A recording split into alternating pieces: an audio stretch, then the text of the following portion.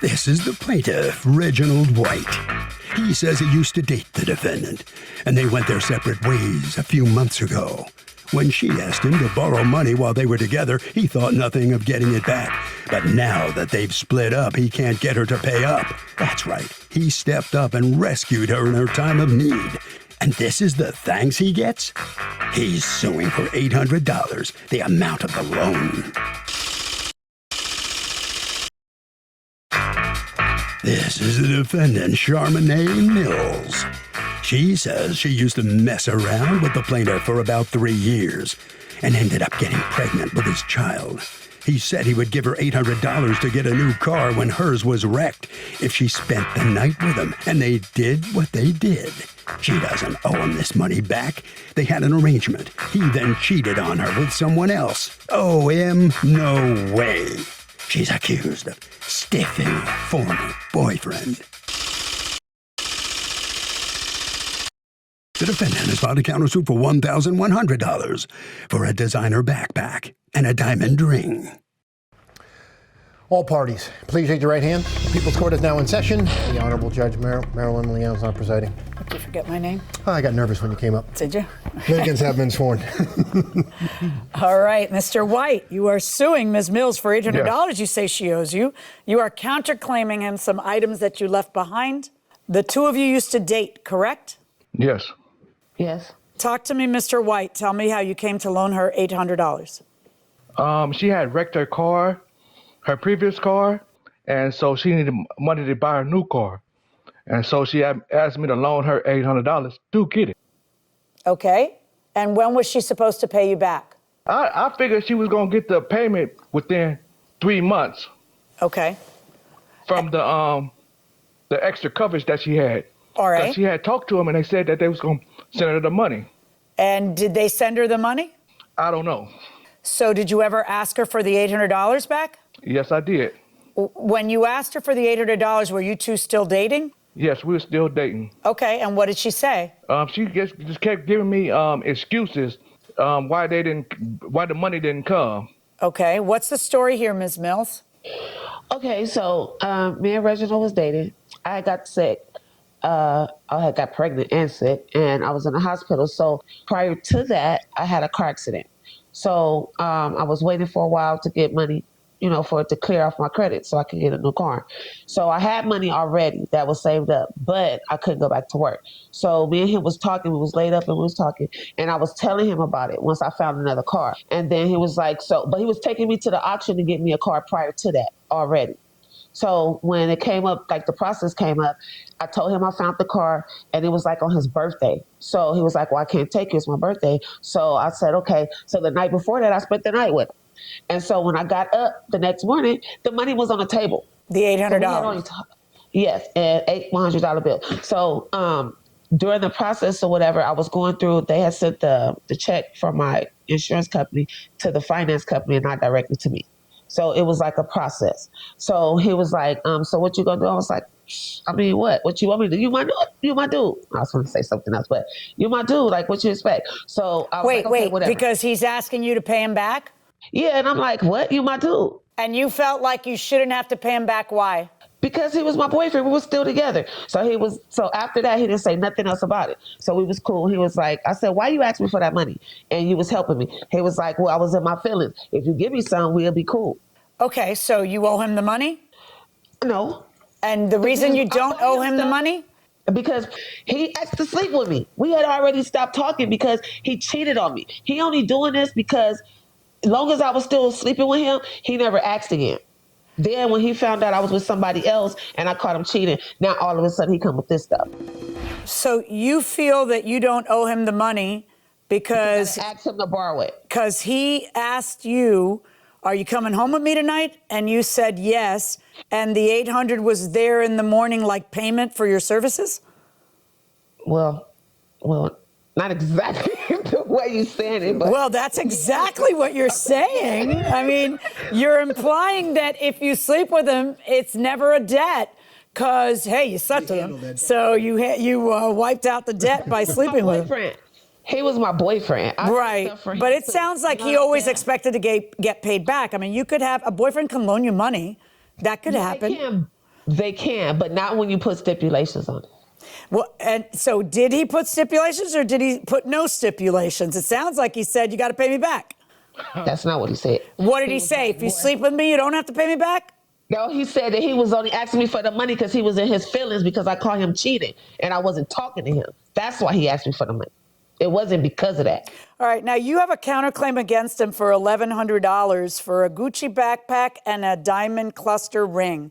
Tell me about that. Okay, so the night that I spent the night with him, I left that at his house. So I had been asking him about it. That didn't have nothing to do with the with this so-called loan.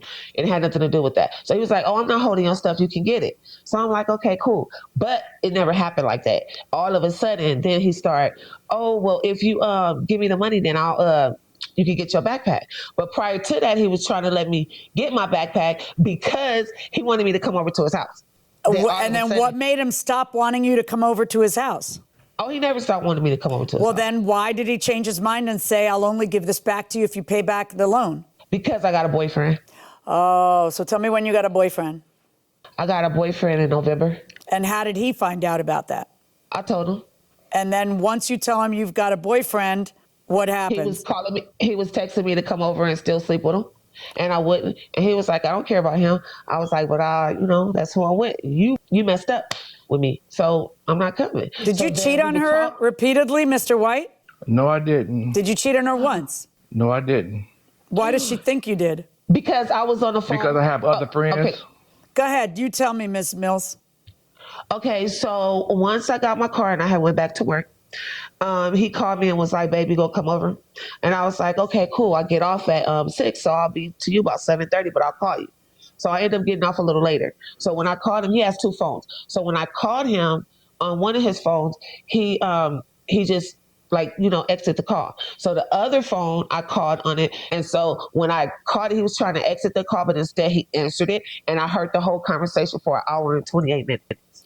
You heard an entire conversation for 1 hour and 28 minutes between him and who? And another lady. Okay. Another chick. And she was saying, "Why you didn't come over? I just seen you pass me. You supposed to came over," and all this old crap. Talking about she just cooked some How chicken. did you stay on the phone for 1 hour and a half hearing that? Because my feelings was hurt. And I'm like, I know my feelings are hurt too. I would hang up as soon as I had the evidence I needed to dump I them. couldn't. I wanted to, because that first day was just like kind of like bull crapping talking.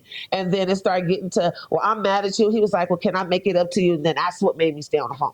Okay. When he started kind of pleading. If you had spoken, would they have heard you?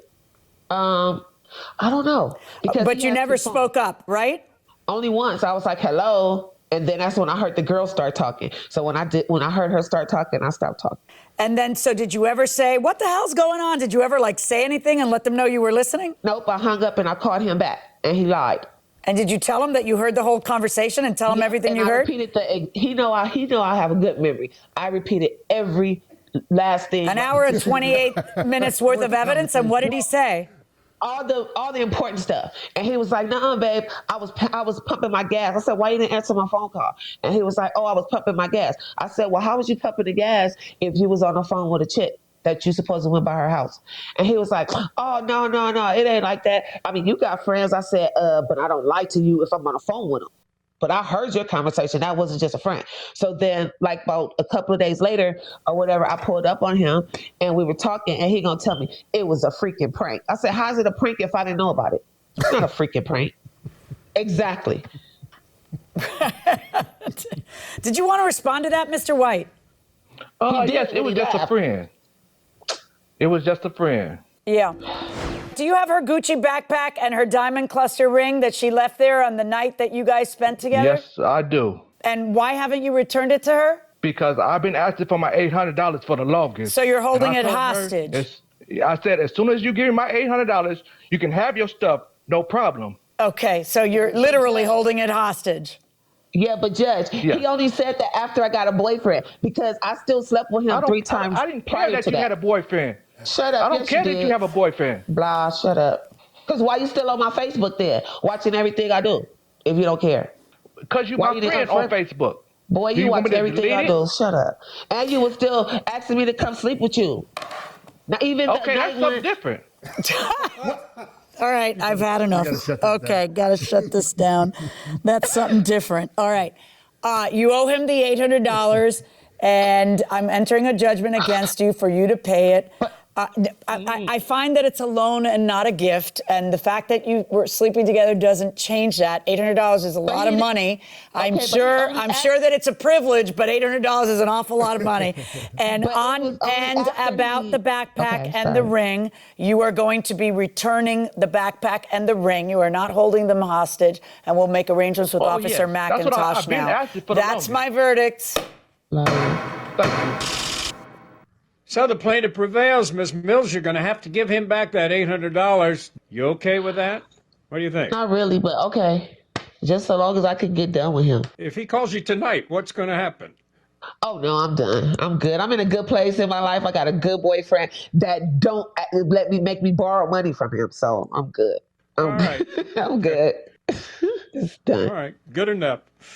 All right, Mr. White, you gathered she's kind of out of your life at this point. Am I right? Yes. She's not going to take your calls anymore. Okay. Okay. Don't call her. That's the bottom line. All right. And that'll bring this case to a close. Harvey? Doug, this is a case where the judge said this was a loan, not a gift. If you get money and it's a gift, and you say it's a gift, text the other person and say, thank you for the gift of $800. And especially if they respond, but even if they don't, that cements your position. Can someone countersue you in court for money you loaned them on the grounds that when you loaned it to them, you knew good and well that they would never be able to pay you back?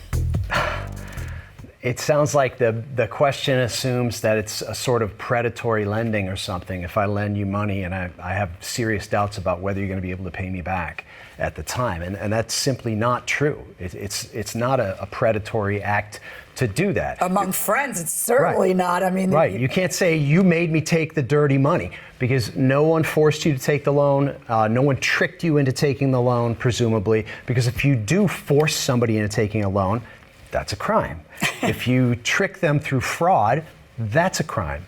If you charge them an interest rate that's higher than what's legal within your state, that may be a crime, but it'll also be a defense where you won't be able to collect anything above the maximum statutory And in some states, amount. you won't be able to collect the debt. Yeah, some states might bar you from collecting the debt altogether, exactly. But in this scenario, I don't think a friend telling a friend, you knew I was a ne'er-do-well and I'd never have the money. I'd never again make another nickel and I could never pay you back. That's just silly.